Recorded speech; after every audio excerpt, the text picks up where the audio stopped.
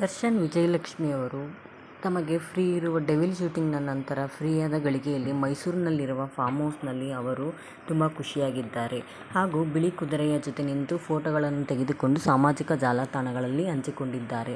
ಹಾಗಾಗಿ ಇವರು ಯಾವುದೇ ಶೂಟಿಂಗ್ನಲ್ಲಿ ದರ್ಶನ್ರವರು ಜೈಲಿನಿಂದ ಬಿಡುಗಡೆಯಾದ ನಂತರ ಶೂಟಿಂಗ್ನಲ್ಲಿ ಯಾವುದೇ ವ್ಯವಹಾರದಲ್ಲಿ ಕೂಡ ವಿಜಯಲಕ್ಷ್ಮಿ ಅವರೇ ವಹಿಸಿಕೊಂಡಿದ್ದಾರೆ. ಎಲ್ಲೇ ಹೋದರೂ ಕೂಡ ಗಂಡ ಹೆಂಡತಿ ಹಾಗೂ ತಮ್ಮನಾದ ದಿನಕರ್ ತೂಗುದೀಪ್ ಅವರು ಕೂಡ ಜೊತೆಗೆ ಹೋಗುತ್ತಾರೆ. ಡೆವಿಲ್ ಶೂಟಿಂಗ್ ಎಲ್ಲೇ ಹೋದರೂ ಕೂಡ ಜೊತೆಗೆ ಇರುತ್ತಾರೆ ದರ್ಶನ್ ರವರ ಜೊತೆಗೆ.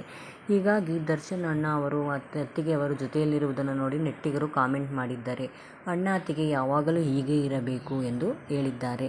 ಇಷ್ಟು ವರ್ಷಗಳ ನಂತರ ನಾನು ತುಂಬ ಖುಷಿಯಾಗಿದ್ದೇನೆ ಎಂದು ವಿಜಯಲಕ್ಷ್ಮಿ ಅವರು ದರ್ಶನ್ ಹಾಗೂ ತಮ್ಮ ಸಂತೋಷದ ದಿನಗಳನ್ನು ಹಂಚಿಕೊಂಡು ಸೋಷಿಯಲ್ ಮೀಡಿಯಾದಲ್ಲಿ ತುಂಬ ಖುಷಿಯಾದ ದಿನವನ್ನು ಗಳಿಗೆಯನ್ನು ಫೋಟೋ ಮುಖಾಂತರ ಸೋಷಿಯಲ್ ಮೀಡಿಯಾದಲ್ಲಿ ಹಂಚಿಕೊಳ್ಳುತ್ತಿದ್ದಾರೆ.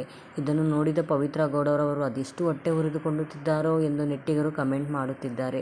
ಇಷ್ಟೊಂದು ಉರ್ಕೊಳ್ಳೋದೇನೂ ಬೇಕಾಗಿಲ್ಲ, ಹಾಗಾಗಿ ಅಣ್ಣ ಅತ್ತಿಗೆ ಚೆನ್ನಾಗಿರಲಿ, ಯಾರ ಕಣ್ಣೂ ಬೀಳದಿರಲಿ ಎಂದು ನೆಟ್ಟಿಗರು ಕಮೆಂಟ್ ಮೇಲೆ ಕಮೆಂಟ್ ಮಾಡುತ್ತಿದ್ದಾರೆ. ಹಾಗಾಗಿ ವಿಜಯಲಕ್ಷ್ಮಿ ಅವರು ಯಾವುದನ್ನು ತಲೆಕೆಡಿಸಿಕೊಳ್ಳದೆ ಆರಾಮಾಗಿ ಇದ್ದಾರೆ. ಹಾಗಾಗಿ ಪವಿತ್ರ ಗೌಡರವರು ಹೊಟ್ಟೆಯನ್ನು ಉರಿದುಕೊಂಡು ದರ್ಶನ್ ಯಾವಾಗ ಸಿಗುತ್ತಾರೋ ಎಂದು ಪೂಜೆ ಮೇಲೆ ಪೂಜೆ ಮಾಡುತ್ತಿದ್ದಾರೆ.